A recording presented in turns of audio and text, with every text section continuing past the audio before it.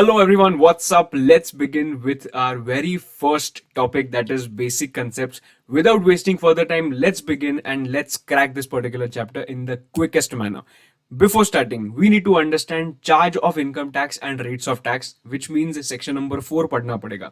Section number 4 में specifically लिखा है कि जो tax rates है वो tax rates फाइनेंस एक्ट से आते हैं, वो इनकम टैक्स एक्ट से नहीं आते. Point number 1. Point number two is talking about whenever in the income tax act you will see total income. ये अगर दो words दिखे total income, they are not talking about gross total income, but they are talking about net total income. Now दोस्त, what is the difference between gross total income and a net total income? Gross total income is the addition of all the 5 heads of incomes. You will get GTI. Gross total income आने के बाद you will reduce the chapter 6A deductions and this is how you will get the net total income. ये जो तुझे net total income दिखेगा ना, वही total income का मतलब है.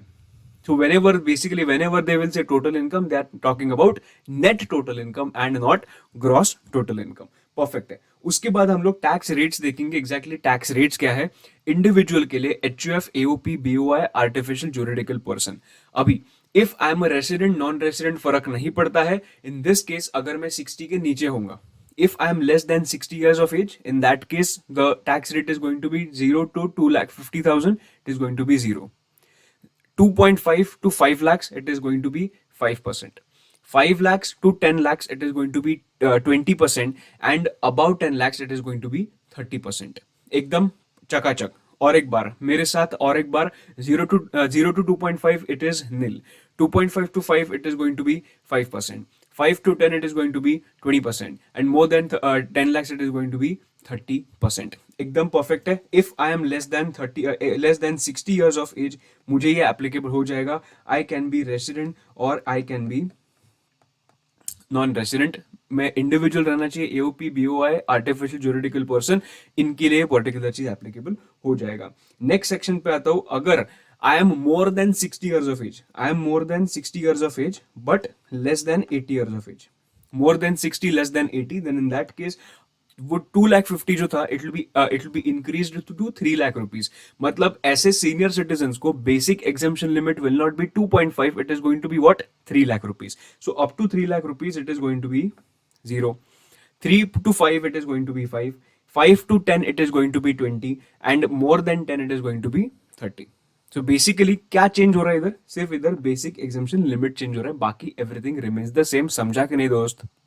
एकदम परफेक्ट. ये तेरा कंप्लीट हो गया पॉइंट नंबर बी. बट मुझे एक चीज इधर बोलना है, तुझे 100% ध्यान इधर देना है दोस्त. इधर मैं क्या बोल रहा हूं कि इधर basic exemption limit got extended to 3,00,000 rupees. But ये जो एक्सटेंशन है ना, ये एक्सटेंशन ऑफ 2.5 to 3, ये जो एक्सटेंशन है, this is applicable only to resident individuals and this is not applicable to non resident senior citizens.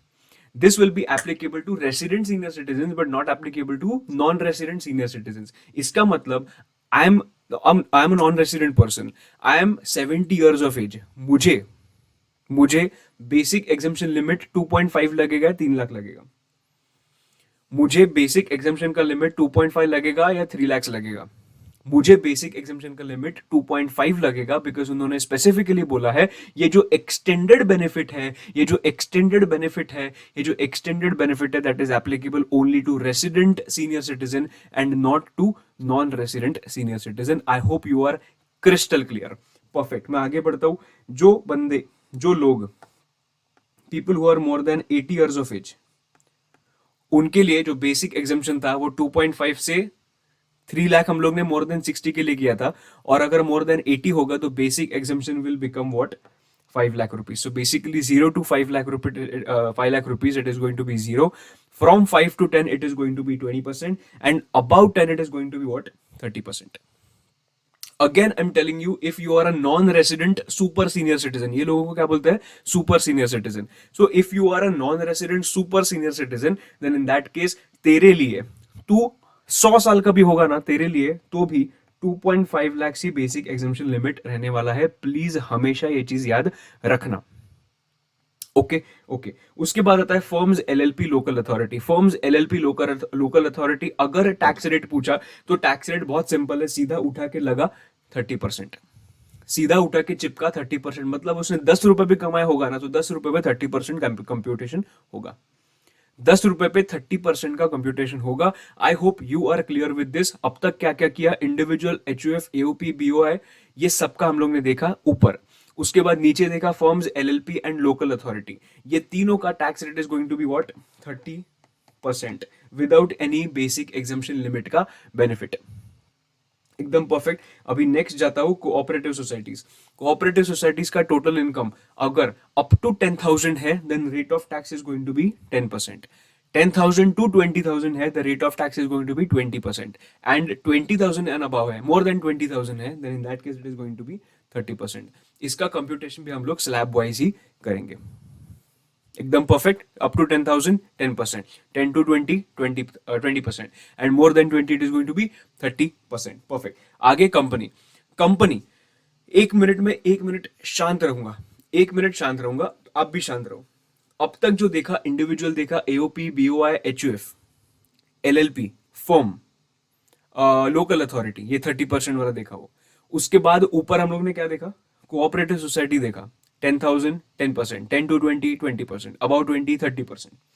अभी मैं कंपनी के केस में, ये फाइनेंशियल ईयर में मेरे पास एक कंपनी, मेरा कंपनी है, ये फाइनेंशियल ईयर में ये कंपनी का टैक्स रेट क्या होगा, वापस ये फाइनेंशियल ईयर में ये मेरे कंपनी का टैक्स रेट क्या होगा, इसके लिए उन्होंने एक बेनिफिट दिया है कि अगर अगर आपका, if your total turnover or gross receipts in financial year 1920, if in that financial year, if your total turnover or gross receipts is less than or equal to 400 crore, अगर वो साल में मेरा टर्नओवर 400 करोड़ से नीचे होगा, then in that case in the current year मेरे लिए टैक्स रेट इज 25%।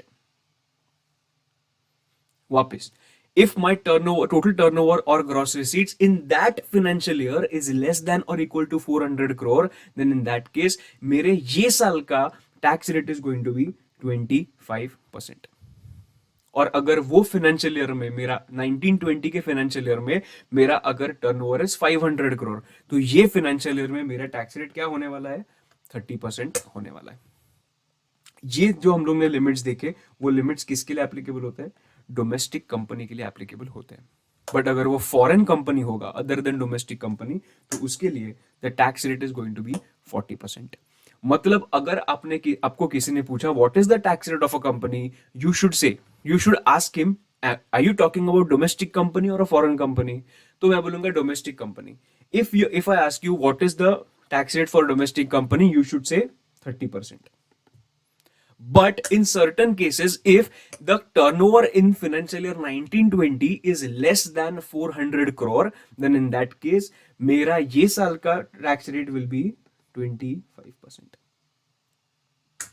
और अगर वो फॉरेन कंपनी होगा तो tax rate is going to be 40%. एकदम चकाचक क्लियर है कि नहीं, एक नंबर। चलो आगे बढ़ते हैं। उसके बाद दो सेक्शंस है, 115 BAA एंड 115 BAB।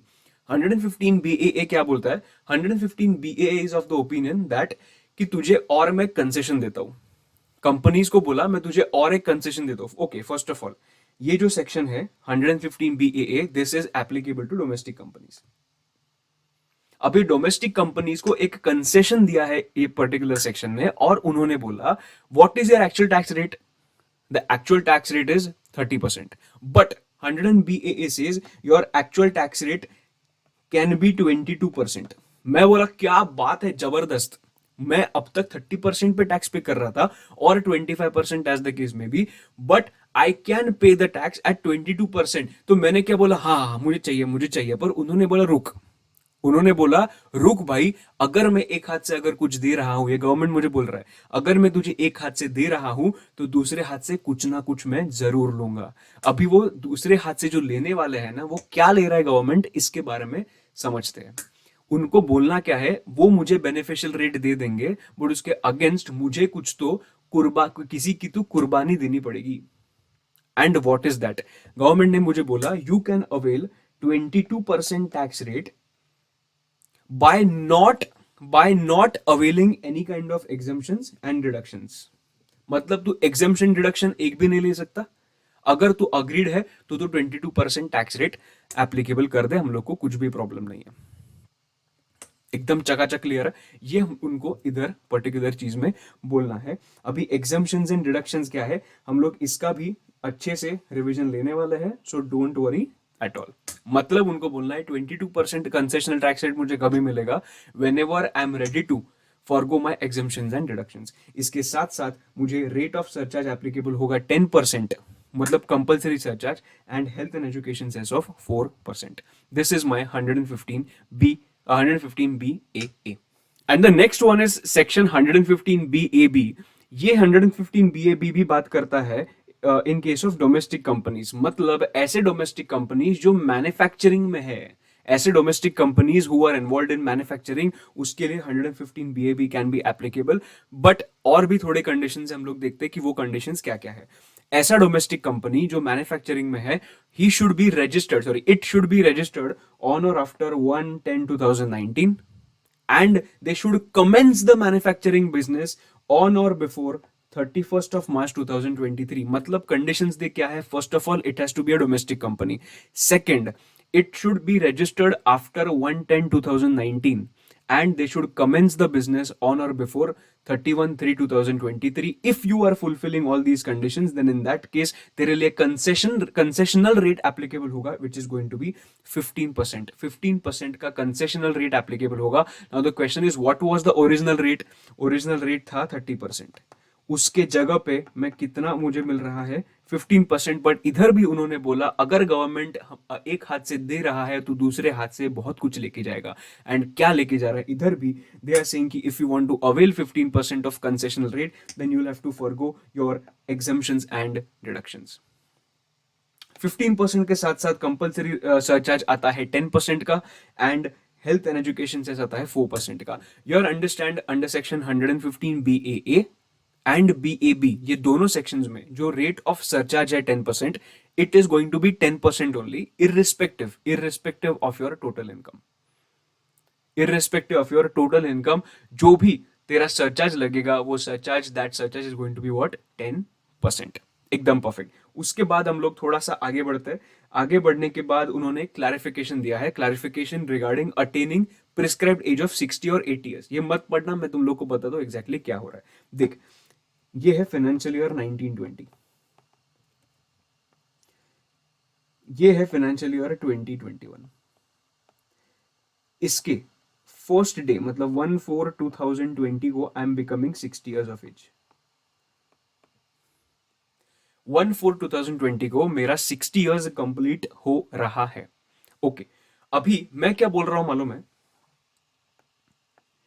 मेरा 60 ईयर्स कंप्लीट कभी हुआ, मेरा 60 ईयर्स कंप्लीट कभी हुआ इन फाइनेंशियल ईयर 2021। मैं तो गवर्नमेंट को बोल रहा नहीं नहीं नहीं नहीं नहीं नहीं, मेरा 60 ईयर्स जो कंप्लीट हुआ ना, मेरा 60 ईयर्स 1/4/2020 को कंप्लीट नहीं हुआ। मेरा 60 ईयर्स कभी कंप्लीट हुआ मालूम है, 31/3/2020 को, मतलब एक दिन पहले जो रात थी 11:59 PM, मतलब पूरा मेरा 12 महीना तो कंप्लीट हो चुका है। And that is why my 12 months मतलब 60 years of age, I attend 60 years of age, not in financial year 2021, but I attend 60 years of age in financial year 1920, that is on 31/3/2020। Here there was a lot of debate which was going on, and that is why government came up with the clarification। और वो clarification में बोला कि ऐसे लोग जिनका 60 years of as complete हो रहा है ऑन 1/4/2020, उनके केस में 60 इयर्स के जो बेनिफिट्स है वो फाइनेंशियल ईयर 2021 से स्टार्ट मत करो,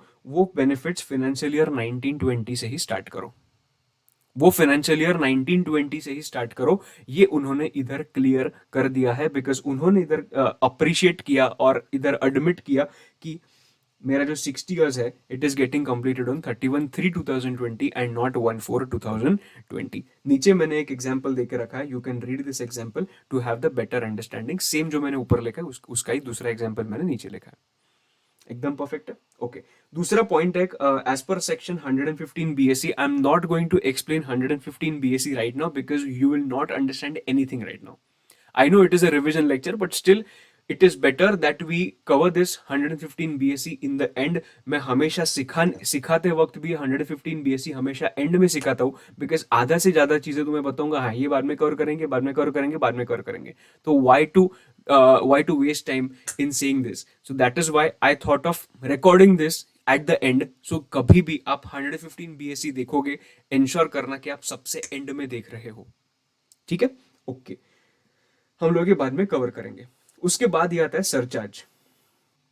surcharge is what? Surcharge is an additional tax. जो देखना सरचार्ज क्या एग्जैक्टली, हम लोग तो टैक्स तो पे कर रहे हैं, बट गवर्नमेंट इज सेइंग कि गवर्नमेंट को और पैसा चाहिए, गवर्नमेंट को और पैसा चाहिए. टैक्स तो आ ही रहा है, पर उसके एडिशन गवर्नमेंट को और पैसा चाहिए. तो गवर्नमेंट को और पैसा कैसा मिलेगा? तो दे आर सेइंग कि जो सबसे ज्यादा कमा रहा है ना, मतलब जो ज्यादा कमा रहा है ना, उनसे हम लोग एडिशनल टैक्स कलेक्ट करेंगे in the form of surcharge. और ये सरचार्ज जो है ना, हमेशा एक चीज याद रखना, this surcharge is not calculated, this surcharge is not calculated on income, this surcharge is calculated on the income tax. This surcharge is calculated on the income tax. matlab it is tax on tax, it is double tax actually, but still they are not calling it double tax, or they are not calling it tax on tax, but they are calling it what? Surcharge. So surcharge is an additional tax which is payable over and above the income tax. It is levied as percentage of the what? वापस पढ़ रहा हूं, of the what? Percentage of the income tax. एकदम perfect है, great. चलो उसके बाद नीचे जो रेट्स दिखे ना, नीचे जो भी कुछ सरचार्ज के रेट्स है, वो सरचार्ज के रेट्स कभी भी गलती से इनकम पे कैलकुलेट मत करना. It is always to be calculated on income tax. ठीक है. If you are an individual HUF, AOP, BOI and artificial juridical person, तो surcharge rates are as follows. if your total income बोल रहा हूं, total income, now you know what is the meaning of total income. if your total income is more than 50 lakhs but less than 1 crore, मतलब 50 लाख से चालू होगा till 1 crore if your total income is, then the surcharge rate is going to be 10%. if it is between 1 crore to 2 crore, surcharge rate is going to be 15%. if your income is 2 crore to 5 crore, it is going to be 25%, and if it is more than 5 crore, it is going to be 37%. So it is 10, 15, उसके बाद 10 add करो 25, and 25 के बाद 12 add करो 37. दो बार पढ़ के जो तुम लोग को याद आ जाएगा, कुछ भी स्ट्रेस लेने का जरूरत नहीं है. पहला चीज याद रखना, 50 टू 1 करोड़ के लिए एक है, 1 करोड़ टू 2 करोड़ के लिए दूसरा है, 2 करोड़ टू 5 करोड़ है, एंड मोर देन 5 करोड़ है. एकदम चकाचक क्लियर है, एकदम ग्रेट. ओके चलो आगे बढ़ते हैं. अदर असेसीज, ये तो हम लोग ने इंडिविजुअल AOP BOI देखा. अभी अदर असेसीज का बात करते हैं. अदर असेसीज मतलब क्या? It can be cooperative society, it can be a company, it can be firm also. ठीक है, okay. Now if you are a firm, LLP, cooperative society or local authority, then in that case the rate of surcharge is going to be 12% if your total income is more than 1 crore but less than 10 crore. And if your total income is more than 10 crore, it is still going to be 12%. इसका मतलब क्या?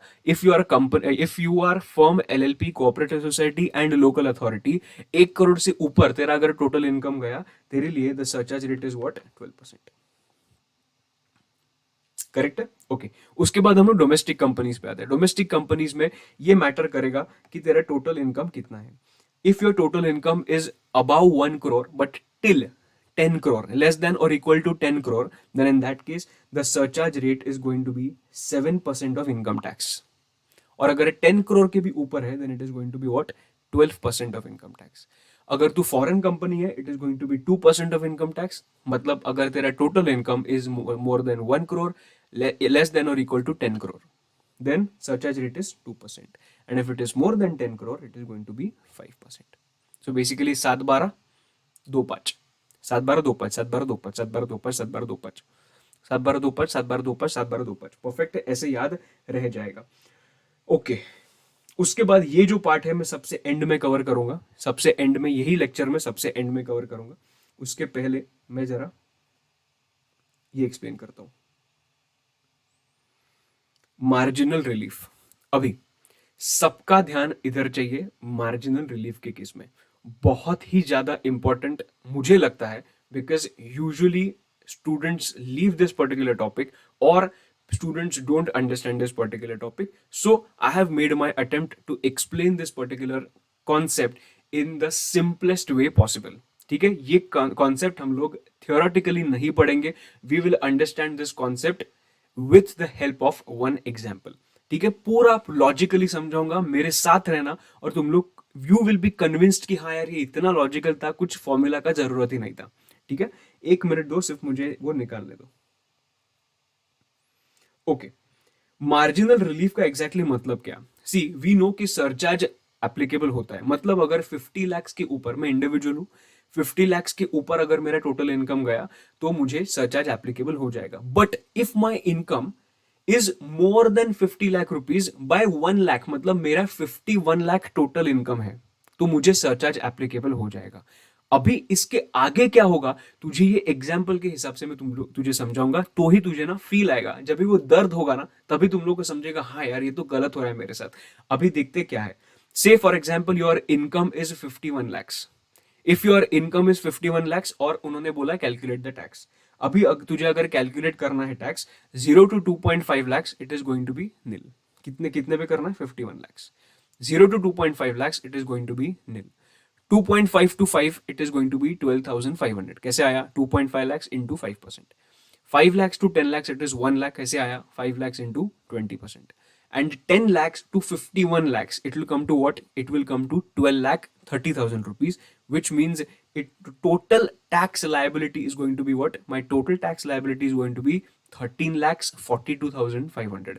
इधर तक कुछ भी problem नहीं है, ये तो मुझे भरना ही था।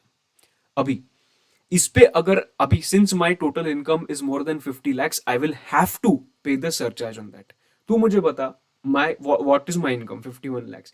Can I say my income is falling between 50 lakhs and 1 crore?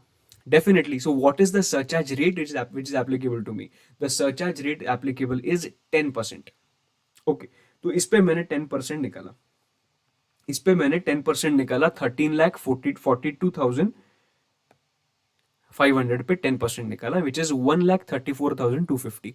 अभी इधर तुझे थोड़ा दर्द का एहसास दिलाता हूं।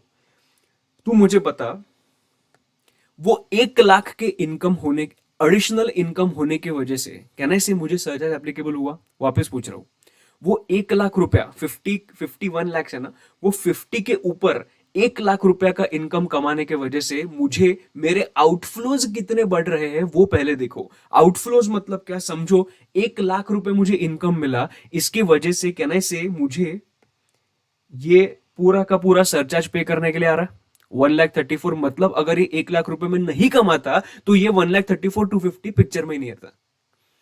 So I am writing this as my outflow, that is 1,34,250। ये क्या है? सरचार्ज 1,34,250। परफेक्ट। और एक चीज है मेरा आउटफ्लो में, मेरा आउटफ्लो में क्या है मालूम है? 1 लाख रुपए जो ज्यादा कमा रहा हूं ना, उस पर मैं टैक्स भी पे कर रहा हूं। नाउ सिंस 10 लाख के ऊपर का है, मतलब कहने से I was always calculating 30% on that. देखना इधर मैं 30% पे कैलकुलेट किया ना टैक्स 41 lakhs पे। So can I say I am paying tax of 30% on that additional 1 lakh rupees? Definitely yes. So इसके लिए मैं मेरे आउटफ्लो में क्या ऐड करूंगा? इनकम टैक्स भी ऐड करूंगा।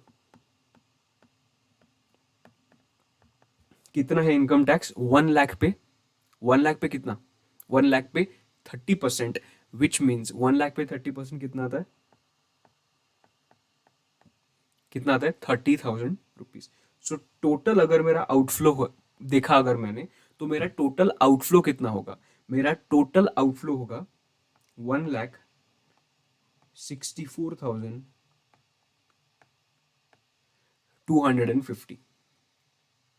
कैसे आया? I am repeating this once again. ये क्या कर रहा हूं मैं मेरा आउटफ्लो आइडेंटिफाई कर रहा हूं, वो 1 लाख कमाने की वजह से। अगर मैं 1 लाख नहीं कमाता तो ये 1,34,250 भी नहीं रहता और ये 1 लाख पे टैक्स भी नहीं रहता।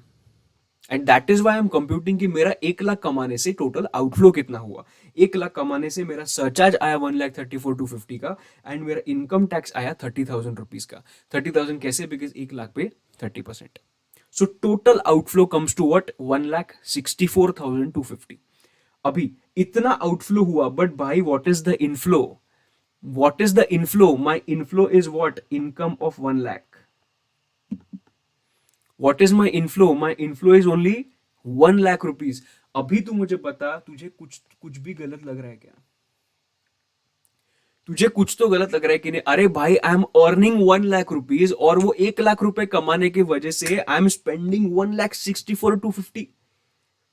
मैं गवर्नमेंट को बोल रहा हूं कि गवर्नमेंट ये क्या चल रहा है, गवर्नमेंट ये क्या चल रहा है? I am earning 1 lakh rupees and but you are taking 1,64,250 from me. ये तो गलत है भाई, ये तो गलत चालू है। ये जो भी चालू है टैक्सेशन का, जो भी रिजीम है, that is this is wrong because I am not earning that much. I am earning only 1 lakh and you are taking away 1,64,250। This is ethically wrong. So that's why I am requesting to the government, government please मुझे थोड़ा इसमें कुछ तो benefit दो। अगर आपको tax collect भी करना है ना भाई, मैं तो बोलता हूँ पूरा 1 लाख कलेक्ट करो। आपको टैक्स ही चाहिए ना तो 1 लाख करो। ये 64,250 क्यों कर रहे हो?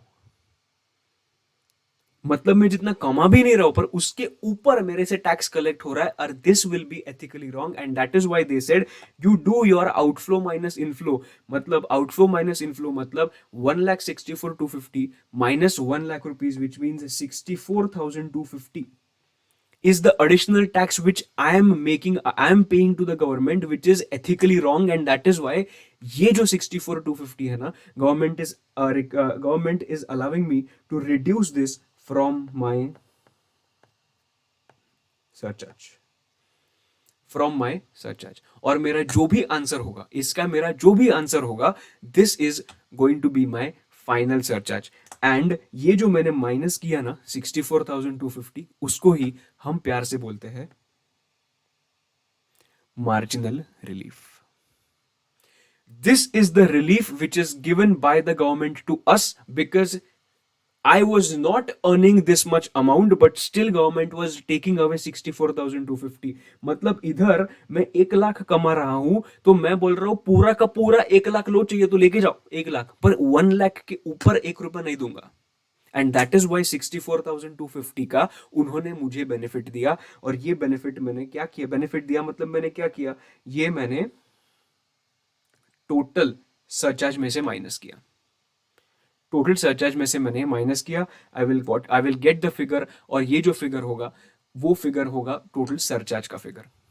टोटल सरचार्ज का फिगर अभी कैलकुलेट करते हैं जरा। सरचार्ज का फिगर 0,0,0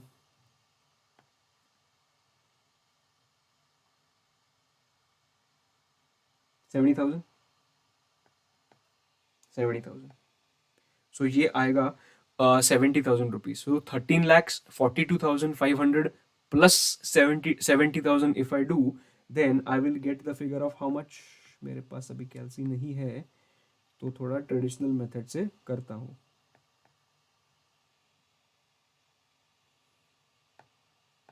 14,12,500 और इस पे हम लोग लगाएंगे health and education cess at the rate of 4%। and here I will get the final figure of tax। दोस्त समझा कि नहीं समझा? And this is how you should do the marginal relief का कंप्यूटेशन।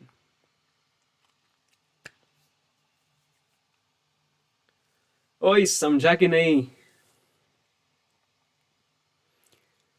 ये ना फॉर्मूला विर्मूला बाजू में रखो, सब कुछ ये सब कुछ बाजू में रखो, लॉजिकली समझो, ऐसा ऐसा आ जाएगा पूरा आंसर तेरा मार्जिनल रिलीफ का। लोग छोड़ के जाते एग्जाम में, बोलते कुछ समझ नहीं रहा ये फॉर्मूला रट के। मत रटो फॉर्मूला, ये फॉर्मूला रट के कुछ नहीं होगा, कंफ्यूजन होगा, कुछ अलग ही करके आओगे, फॉर्मूला गलत गया तो। अभी लॉजिक गलत नहीं जा सकता कभी, और इसीलिए बोल रहा हूँ टोटल आउटफ्लो टोटल इनफ्लो बना दो।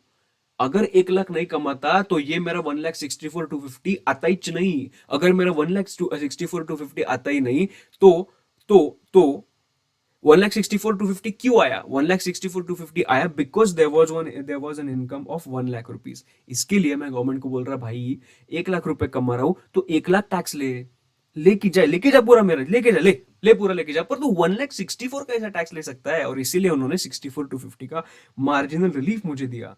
And this is how you will compute marginal relief. Okay, great. Now let's try with income of 1.01 crore, अभी हम लोग ने 51 lakhs ट्राई किया था, वी कैन ट्राई 1.01 करोड़। इसके ऊपर क्वेश्चन मुझे नहीं लगता एग्जाम में आएगा। अगर ये कॉन्सेप्ट भी समझाना, दूसरा कौन सा भी क्वेश्चन आया, you will be able to crack that question, this is my guarantee, लिख के देने के लिए रेडी हूं, बट तुझे ये पर्टिकुलर पॉइंट अच्छे से समझना चाहिए। Okay, now many students ask me that how will I understand whether this is marginal relief का क्वेश्चन। देख दोस्त, अगर लिमिट के ऊपर अगर इनकम मार्जिनली ज्यादा होगा ना, देन अज्यूम करो कि दिस इज मार्जिनल रिलीफ का क्वेश्चन। यूजुअली क्वेश्चन देख के तुझे समझ जाएगा, और अगर क्वेश्चन देख के नहीं समझा तो देखना, मेरे पहले एग्जाम्पल में हम लोग ने ये देखा था, आउटफ्लो और inflow. Here outflow minus inflow positive answer आया, अब outflow minus inflow positive answer आया, इसका मतलब क्या, my outflow is more then inflow, इधर मार्जिनल रिलीफ एप्लीकेबल हो जाएगा। But if my outflow minus inflow का आंसर नेगेटिव आता है, then in that case my inflow is more, outflow is less, so I cannot ask for any of the relief from the government because मेरा जितना inflow है उससे कम ही outflow है, तो इधर मार्जिनल रिलीफ एप्लीकेबल नहीं होगा। तो अगर समझना, इधर अगर मेरा आउटफ्लो आता 64,250, तो in this case margin relief applicable होता ही नहीं। क्यों? Because my inflow is more. Perfect है, ये मुझे इधर बोलना है, बट मैकेनिकली याद मत रखो, मैंने तुम लोग को जस्ट बताया कि ये ऐसे ऐसे तुम लोग को कंप्यूट करना है। ठीक है, let's try this particular point. Income is 1 crore 1 lakh rupees. Now इसका अगर कंप्यूट करना है tax, marginal relief, see they will never mention that you compute the marginal relief, they will say calculate the tax। तुझे समझना चाहिए कि they are asking you to find the marginal relief also. ठीक है, now अगर मुझे tax compute करना है तो मैं क्या करूंगा, 0 to 2.5 नील। इधर मेरा अजम्पशन क्या है, my age is less then 60। ठीक है, 2.5 to 5 lakhs होगा तो it is 12,500, 5 to 10 lakhs it is 1 lakh, and 10 lakhs to 1.01 crore, 1.01 crore करूंगा तो 27,30,000 रुपीज। ओके, अभी ये कितने पे लूंगा मैं, 30% निकालूंगा। ये मैं कितने पे 30% निकालूंगा, 91 lakhs पे 30% निकालूंगा। 91 lakhs पे 30%, if I compute, I will get 27 lakhs 30,000 rupees. Okay, I will get the final tax figure of 28 lakhs 42,500. Since it is falling in the second bracket, मतलब जो 1 crore to 2 crore था उसमें fall हो रहा है, that's why the surcharge rate here will be 15%. surcharge rate here is 15%. अभी अगर मैंने 15% अप्लाई किया, then I will get the figure of 4,26,375. अभी पहले जैसा हम लोग वापस ट्राई करेंगे, बिकॉज मुझे थोड़ा सा आइडिया आ गया कि ये मार्जिनली थोड़ा सा इनकम ऊपर है, एंड दैट इज वाई इधर मार्जिनल रिलीफ एप्लीकेबल हो सकता है। Now the question comes, this point is a bit challenging. इधर क्वेश्चन आता है कि इधर मार्जिनल रिलीफ कैसे कंप्यूट करना है। अभी इफ आई आस्क यू, चलो मैं तुम लोग को 1 मिनट देता हूं, मार्जिनल रिलीफ कंप्यूट करो। ओके, यू विल से कि ठीक है सर, आपने मुझे बताया था आउटफ्लो कंप्यूट करो और इनफ्लो कंप्यूट करो। आउटफ्लो कंप्यूट करो, इनफ्लो कंप्यूट करो, मतलब ये जो 1 लाख रुपया है ना, 1 लाख रुपया, ये 1 लाख रुपया कमाने की वजह से मुझे टोटल हिट कितना हुआ, मेरे पॉकेट को टोटल हिट कितना हुआ ये 1 लाख कमाने की वजह से, ये मुझे पहले ढूंढना पड़ेगा। What is the hit? अभी यू विल से एक काम करते हैं, आउटफ्लो में सबसे पहले क्या आएगा, सरचार्ज। आउटफ्लो में क्या आएगा, सरचार्ज आया ना। अगर वो 1 लाख होता है नहीं तो सरचार्ज ही नहीं आता। एंड 1 लाख कमाया तो उस पर मुझे क्या भरना पड़ेगा, टैक्स भी भरना पड़ेगा ना, और ये आएगा इनकम टैक्स। बराबर है। Okay, now we will understand कि ये सरचार्ज कितना था। ये सरचार्ज था 4,26,375, एंड मेरा इनकम टैक्स कितना आएगा, 1 लाख ज्यादा ना, सो 1 लाख ज्यादा, 1 लाख ज्यादा इंटू 30%, विच कम्स टू 30,000। बराबर, ऐसा तुम लोग मुझे कंप्यूटेशन दोगे, and I will say this computation is absolutely wrong. I am saying this computation is absolutely wrong. You will say ऐसे कैसे सर, आपने तो लास्ट सम में सेम किया था, हम लोग ने अभी भी सेम किया। पर भाई मैं तुझे एक पिक्टोरियल प्रेजेंटेशन से बताऊंगा ये चीज गलत क्यों है। ये चीज गलत क्यों है, बिकॉज ये जो सरचार्ज हम लोग ने कंप्यूट किया ना, ये सरचार्ज हम लोग ने गलत कंप्यूट किया। ये परफेक्ट है, 30,000 परफेक्ट है। ये जो सरचार्ज कंप्यूट किया ना, सरचार्ज हम लोग ने गलत कंप्यूट किया। क्यों गलत कंप्यूट किया? बिकॉज सी, ये सरचार्ज गलत नहीं है, this is right only, but हम लोग ने जो आउटफ्लो में सरचार्ज लिया है, this is wrong. Why? I am telling you, पूरा का पूरा ध्यान इधर चाहिए दोस्त, पूरा का पूरा ध्यान। ये जो 4,26,375 है ना, ये सबका सरचार्ज है।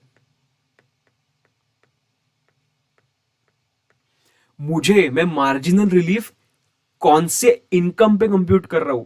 मैं मार्जिनल रिलीफ कंप्यूट कर रहा हूं सिर्फ 1 करोड़ टू 1.01 करोड़ पे। अभी तुझे समझा कि हम किधर गलत गए? ये जो 4,26,375 है, this is on the entire income.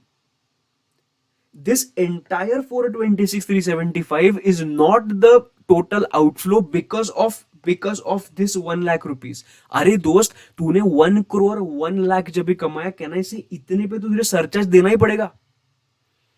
इतने पे जो 50 lakhs to 1 करोड़ है, 50 lakhs to 1 करोड़ है, इतने पे तुझे सरचार्ज देना ही पड़ेगा ना। तो वो सरचार्ज तू रिलीव करके मांग सकता है क्या? वो सरचार्ज तू रिलीव करके नहीं मांग सकता। और इसीलिए 4,26,375 will not be your total outflow. Your total surcharge का outflow is some part of 4,26,375, which mean जो इधर का आएगा ना, ये पर्टिकुलर प्रपोर्शन का जो सरचार्ज आएगा ना, ये सरचार्ज मेरा क्या बन जाएगा? मार्जिनल रिलीफ के लिए आउटफ्लो बन जाएगा। मार्जिनल रिलीफ के लिए आउटफ्लो बन जाएगा। नाउ द क्वेश्चन इज कि मैं इतना सा सरचार्ज कैसे निकालूं? बहुत इजी आंसर है। See, you have total surcharge of 426,375। You can identify surcharge if your total income is 1 crore rupees. If your total income is 1 crore, कैसे निकालेंगे सरचार्ज? 1 करोड़ इनकम है, उस पर टैक्स निकालो। टैक्स निकालने के बाद उस पर 10% सरचार्ज निकालो, बिकॉज वो 50 lakhs to 1 करोड़ में फॉलो हो रहा है। Since it is 10%, you will get the surcharge figure here. You will get this surcharge figure. If you get this surcharge figure, दोस्त, this figure minus this figure, you will get what? You will get this figure. एकदम clear है? अभी 426,375 तो मेरे पास available है, पर ये total 1.01 crore का है। उससे माइनस करना पड़ेगा मुझे ये सरचार्ज, सो दैट माइनस करने के बाद मुझे क्या मिलेगा? इतना सरचार्ज मिलेगा। मतलब 4,26,375 का कौन सा पार्ट है ये मुझे समझ जाएगा। समझा कि नहीं? ये मुझे समझ जाएगा। अभी मुझे नेक्स्ट स्टेप क्या करना है? नेक्स्ट स्टेप करना है, I need to compute the tax on 1 crore rupees. अगर मुझे 1 करोड़ पे टैक्स लेना है तो मैं कैसे करूंगा? 0 to 2.5 नील, परफेक्ट। उसके बाद 2.5 to 5 12,500। उसके बाद 5 to 10 it is 1 lakh. 10 to 1 crore मतलब 90 lakhs पे 30% आएगा, बराबर है कि नहीं? 90 lakhs पे 30% आएगा। तुम लोगों को कैलसी पे दिखा तो 90 lakhs, 9 lakhs, 90 lakhs into 30% comes to how much? 27 lakhs. So I will come here again, I will write 27 lakhs. Okay, मैं ऐड करूंगा 27 lakhs। अभी 27 lakhs ऐड करने के बाद टोटल कितना आएगा? 28 lakhs।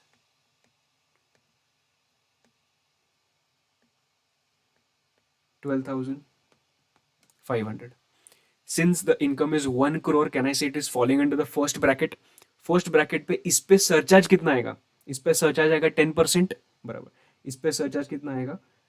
10%, मतलब 2,81,250 is the total surcharge of on 28 12,500।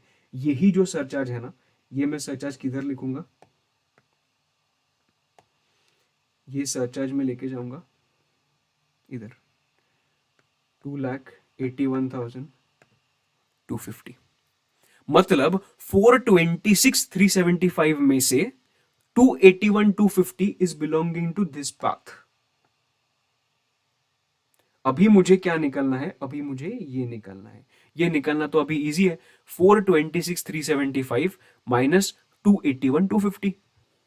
सो इसका आंसर कितना आएगा? इसका आंसर आएगा 1,40,000 45,125, and this will be the total surcharge which I am paying extra by earning only 1 lakh rupees, and this will be added to my total outflow. कितना आएगा? 1,45,125.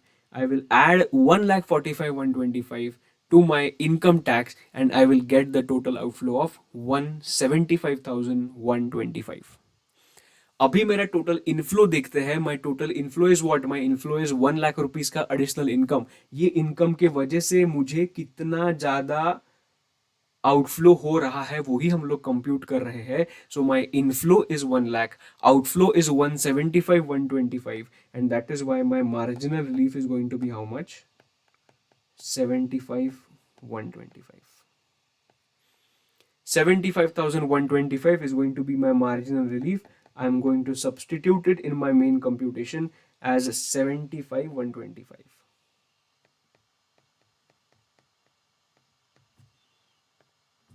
I'm going to use my traditional method. Here also, I will write 0, 5, 2, 1, 35. Then it will be what? 3,51,250. I will add this also. कितना आएगा? ये आएगा 750,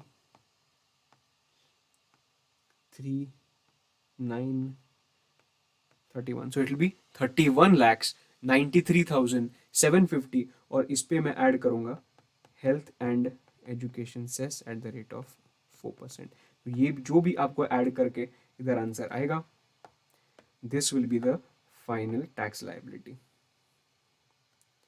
And this is how you should do the computation of marginal relief. I hope you are clear with the marginal relief ka computation. If this 1 crore 1 lakh computation comes, please understand whatever surcharge you are getting, this is not the outflow because of that 1 lakh rupees. Because ये जो 4,26,000 है, this is for the entire 1 crore 1 lakh. तो इसीलिए तुझे सिर्फ 1 लाख का निकालना है ना, इसीलिए मैंने तुझे दिखाया कि एग्जैक्टली लॉजिकली ये कैसे सोचना है और सोचने के बाद कैसे कंप्यूट करना है. I hope you are clear with this marginal relief. Don't leave this particular topic, because if this comes for 4, this can come for 4 marks. If this comes, then it is a bonus. Trust me, it is a bonus, and if you try one or two sums, no, you will understand, you will get a hang of it. You will get a hang of it, and तुम लोग को ये पूरा का पूरा point समझ में आ जाएगा. एकदम क्लियर है. वापस हम लोग जाते हैं उधर. मैं ये पढ़ने नहीं वाला हूँ, ये स्टेप्स बिप्स पढ़ने नहीं वाला हूँ. मैं सीधा तुम लोग को लॉजिकली बताया और लॉजिकली समझने का है पूरा चीज. कुछ भी स्टेप्स पढ़ने का नहीं. ठीक है कि नहीं? ओके. उसके बाद आता है रिबेट. रिबेट में क्या बोला है उन्होंने? If you are a resident individual, condition number 1, you should be what? Resident individual. Your total income is less than or equal to 5 lakh rupees. You are a resident individual, your total income is less than or equal to 5 lakh rupees. Then in that case, you are entitled to a rebate of maximum of 12,500. Sorry. You are entitled to a rebate of maximum of 12,500. मतलब 4,50,000 होगा. You will compute the you should be a resident individual. Your total income is less than 5 lakh rupees. How will you compute? 4,50,000 अगर तेरा total income है, पूरा income निकाल, उस पे tax निकाल.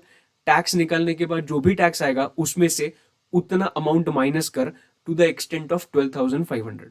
एक बार मैं तेरे लिए करके दिखाता हूँ. समझो माई टोटल इनकम इज 4,50,000. अगर मेरा टोटल इनकम इज 4,50,000, तो मुझे अगर इस पे टैक्स निकालना है तो मैं कैसे निकालूंगा? ओए, कैसे निकालूंगा?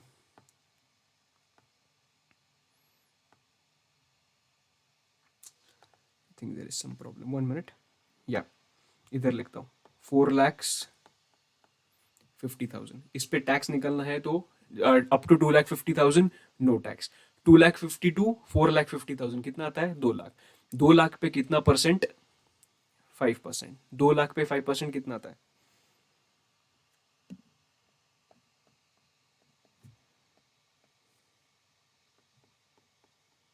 10,000 रुपीज, और 10,000 रुपीज टैक्स आने के बाद माइनस क्या करूंगा मैं, रिबेट अंडर सेक्शन 87। अभी रिबेट कितना माइनस करूंगा, विल आई रिड्यूस 12,500 और will I reduce 10,000? Of course I will reduce 10,000। It is to the extent of 12,500 है, तो मेरा आंसर कितना आएगा, nil. And this is how you will compute the rebate. मैं सब कुछ तुझे थियोरेटिकली नहीं समझा रहा हूं, I am trying my level best कि अगर ये इम्प्लीमेंटेशन के लिए भी क्वेश्चन आया तो you should be able to, you should be knowing कि इसका प्रेजेंटेशन कैसे करना है। एकदम चकाचक परफेक्ट है। ओके, उसके बाद उन्होंने नीचे एक चीज दिया है, rebate under section 87A shall be applicable before adding 4% health and education cess. पहले कंप्यूट करो, उसके बाद 4% of health and education cess apply करो, ये उन्होंने इस पे बोला है। Now rebate under section 87A is not applicable on long term capital gains under section 112A।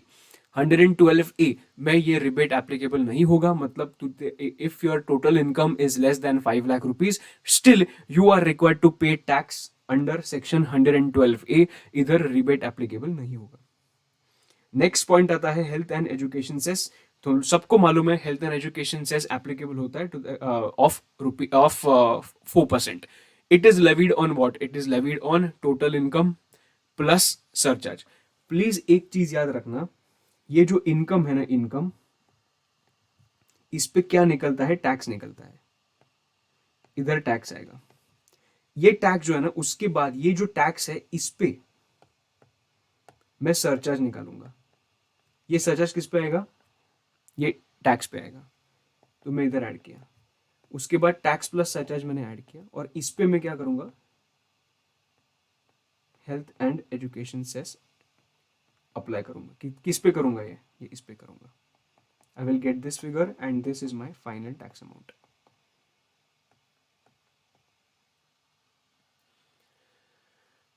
एकदम क्लियर है दोस्त, ये मैंने थोड़ा सा बेसिक समझाया तुझे। ओके, उसके बाद आता है rounding off income and tax payable. अगर तुझे कुछ भी अगर टैक्स फाइनल कंप्यूट करना है तो हमेशा और हमेशा नियरेस्ट मल्टीपल ऑफ 10 रुपीज पे राउंड ऑफ करना। मतलब तुझे टोटल इनकम निकालना है तो भी करना, और टैक्स निकालना है तो भी करना। मतलब अगर 149 होगा, 149 होगा तो 150 करना, 141 होगा तो 140 करना। एकदम परफेक्ट है। Okay great. अभी मेरा एक कॉन्सेप्ट बाकी है of this surcharge ka. We will cover that concept, and after that we will be done with this basic concepts ka revision. Now let's understand the surcharge for an individual. Now before explaining anything about the surcharge for an individual, I want to tell you that there are basically 4 streams of incomes. ये तुम लोग को याद रखना पड़ेगा. The first one is dividend. Second one is short-term capital gains under section 111A. Third one is long-term capital gains under section 112A. And the fourth one is other income. इसका importance तुझे 5 minute के बाद समझेगा. उसके बाद एक चीज याद रखना, there are 5 situations here. 5 situations में से फर्स्ट 2 सिचुएशंस में कुछ प्रॉब्लम ही नहीं है, because they are very simple.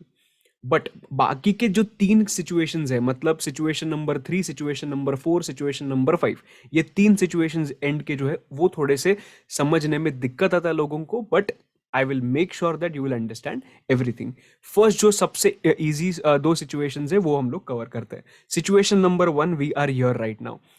If my total income including all the incomes, मतलब 1 2 3 4 जो राइट हैंड साइड में दिख रहा है, 1 2 3 4 सब इनकम मिला के अगर मेरा total income is more than 50 lakhs but less than 1 crore rupees, then in that case the surcharge which is applicable in my case is going to be what, 10%. The surcharge which is applicable to me is going to be 10%. इधर कुछ भी भेदभाव नहीं, dividend का अलग surcharge, short term capital gain अलग surcharge, कुछ नहीं। ये सबके लिए, सबको पहले टैक्स निकालो, टैक्स निकालने के बाद उस पर 10% टैक्स के ऊपर सरचार्ज अप्लाई करो। ये कभी होगा where your total income including all the incomes is more than 50 lakhs but less than 1 crore. This is your situation 1. Okay, I will move ahead with situation 2. Situation 2 says if your total income including all the incomes, मतलब ये चारों incomes add करने के बाद अगर मेरा total income is more than 1 crore but less than 2 crore, more than 1 crore but less than 2 crore, and in that case मेरे लिए surcharge applicable क्या हो जाएगा, 15% will be the surcharge for all the incomes. मतलब जो incomes है उस पे टैक्स निकालो, रिस्पेक्टिव टैक्स आएंगे 4 टैक्सेस, उस पे मैं 15% सब में ऐड करूंगा. एकदम चकाचक क्लियर है, एकदम क्लियर है. अभी सिचुएशन नंबर 3, 4, 5 आते हैं. I want everybody to pay attention here, please अच्छे से समझना है पार्ट. पॉइंट नंबर 3 क्या बात कर रहा है, देख. पॉइंट नंबर 3 बोल रहा है your first of all step number 1, calculate the total income including all the incomes. जो तूने 1 एंड 2 में जैसे किया था वैसे तू पूरा का पूरा सब कुछ ऐड करके टोटल इनकम निकाल.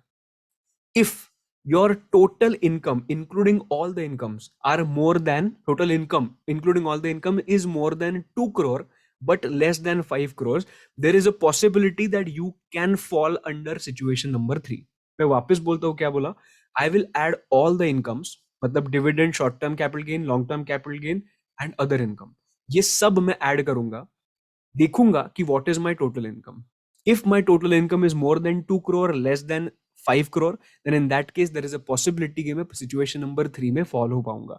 बट ये मैं ऐसे क्यों बोला, बिकॉज एक बार वो तुझे समझा ना कि you are following under that 2 to 5 crore का bracket, then you have to stop there. You have to stop there and you have to see कि वो जो अदर इनकम था ना, अदर इनकम, वो अदर इनकम का खुद का income is it more than 2 crore. मैंने पहले क्या बोला, पहले सब ऐड करो, सब ऐड करने के बाद देखो मैं कौन से ब्रैकेट में फॉलो रहा हूँ. उसके बाद रुको और खुद को पूछो कि डिविडेंड नहीं, शॉर्ट टर्म कैपिटल गेन नहीं, लॉन्ग टर्म कैपिटल गेन नहीं, ये जो अदर इनकम है ना, ये अदर इनकम का खुद का इनकम कितना है, अदर इनकम कितना है. अगर अदर इनकम 2 crore से ज्यादा होगा ना, then in that case you will fall under situation number 3. Then you will fall under situation number 3. Okay, अभी सिचुएशन नंबर 3 में अगर फॉल हो गया, अभी हम लोग एक एग्जांपल लेंगे. समझो डिविडेंड है 60 lakhs. देख, dividend is 60 lakhs, short term capital gains is 54 lakhs, long term capital gain 55 lakhs and other income is 3 crores. इसके लिए मैंने एक ऐसे स्पेशल बनाया तुम लोग के लिए, स्पेशल, एकदम special. Dividend 60, short term 54, 55 and 3 crore. अभी मुझे मेरा स्टेप नंबर 1 क्या था, सबका टोटल कर, सबका टोटल कर और देख whether it is more than 2 crore and less than 5 crore or no. मैंने सबका टोटल किया, मुझे समझा it is more than 2 crore but less than 5 crore. Okay, उसके बाद मुझे क्या देखना है, स्टेप नंबर 2, मुझे देखना है सिर्फ other income. Is it more than 2 crore? yes, then I will fall under situation number 3. Then I will fall under situation number 3. अगर सिचुएशन नंबर 3 में if I fall, then in that case other income कौन से bracket में आ रहा था, 2 to 5, right. 2 to 5 मतलब इस पे सरचार्ज रेट कितना होगा, 25%. ये जो 3 crore पे जो टैक्स आएगा ना, ये टैक्स पे 25% surcharge will be applicable. And ये जो 3 है ना, इस पे पहले हम टैक्स निकालेंगे और ये जो टैक्स है उस पे हम लोग सरचार्ज निकालेंगे, but surcharge will not be 25%. Surcharge will not be 25%, surcharge will be restricted to 15%. और इसीलिए मैंने भेदभाव किया था, इसीलिए मैंने भेदभाव किया कि पहले हम लोग 3 स्ट्रीम्स अलग लिखेंगे और अदर इनकम अलग लिखेंगे. अगर total income is more than 2 crore less than 5 crores, check the step number 2. Step number 2 में मुझे देखना है कि अदर इनकम खुद का मोर देन 2 crore है क्या. yes, it is more than 2 crore. then in that case you are falling under situation number 3. अगर तो सिचुएशन नंबर 3 में फॉल हो रहा है तो अदर इनकम पे जो सरचार्ज आएगा, अदर इनकम पे जो टैक्स आएगा, उस पे जो सरचार्ज आएगा वो होगा नॉर्मल अपना 25%.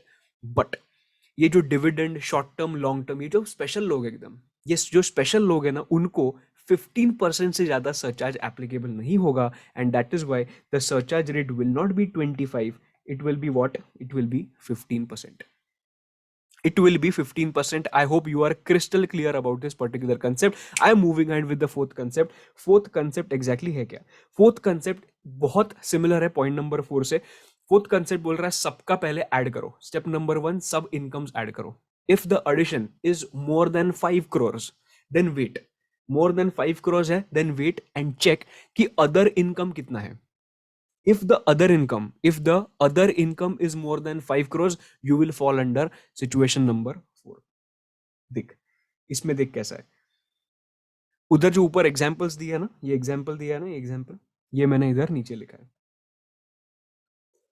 अभी डिविडेंड कितना है 60, 111 एकट आई कितना है 50 lakhs, लॉन्ग टर्म कितना है 65 lakhs and other income is 6 crores। इसका मतलब if I add everything I will understand that the total income including everything is more than 5 crores।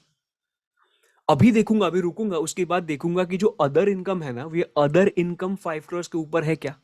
Yes, other incomes भी 5 crores के ऊपर है। इसके लिए ये 6 crores पे जो टैक्स आएगा, ये टैक्स पे सरचार्ज कितना लगेगा 37%।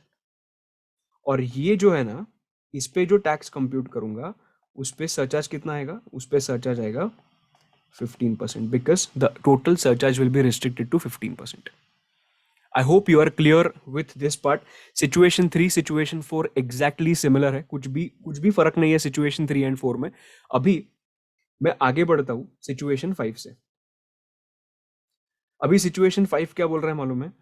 पहले हम लोग क्या करते थे, we used to add everything, we used to add everything. Situation 5 में भी वही बोला, यू ऐड एवरीथिंग। चलो मैंने ऐड कर दिया।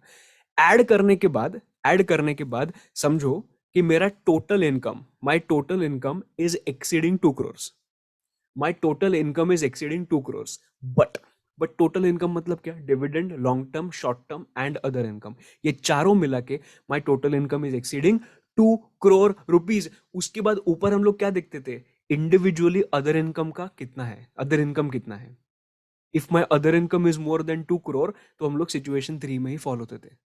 बट इधर मुझे मेरे साथ क्या हो रहा है, मेरा टोटल जो है ना, it is more than 2 crore, but individually other income is not more than 2 crore, and that is why I will not fall under situation number 3। That is why I will not fall under situation number 3। अगर ऐसा situation हुआ कि सब मिला के अगर मेरा income is more than 2 crore rupees, but individually my other income is not more than 2 crore rupees, then in that case मुझे सिचुएशन 5 एप्लीकेबल हो जाएगा। मुझे सिचुएशन 5 एप्लीकेबल हो जाएगा। अभी सिचुएशन 5 एग्जैक्टली क्या बोलता है हम लोग इधर देखते हैं। सी, डिविडेंड इनकम लिखा है 55 lakhs, उसके बाद short term capital gain 60 lakhs, long term capital gains 55 lakhs। ये है डिविडेंड, ये है शॉर्ट टर्म, ये है लॉन्ग टर्म। उसके बाद है other income is 1.10 crore। Other income थोड़ा दूर लिखा मैंने, 1.10 crore। If you add everything, you will realize that the total income is more than 2 crore rupees. But individually, my other income is not more than 2 crore rupees. And here, in this case, उन्होंने बोला है, even though you are falling under the third bracket of 25%, since your other income is not exceeding 2 crore rupees, ये सबके लिए surcharge rate कितना लगेगा मालूम है? इससे पहले टैक्स निकालेंगे, और ये सबके लिए सरचार्ज रेट लगेगा 15%।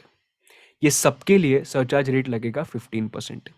अगर दोस्त यही 2.10 crore होता, अगर यही 2.10 crore होता, तो I would have fallen under situation number 3। मैं सिचुएशन 3 में फॉल होता, but here it is not 2.1, it is what 1.1, since it is less then 2 crore, and that is why I will not fall under situation 3, I will fall under situation 5, even though my total income is exceeding 2 crore rupees। एकदम clear है? इधर मेरा total कितना surcharge लगेगा? Surcharge लगेगा 15%। Okay, and this is how we are done with the first chapter, that is basic concepts।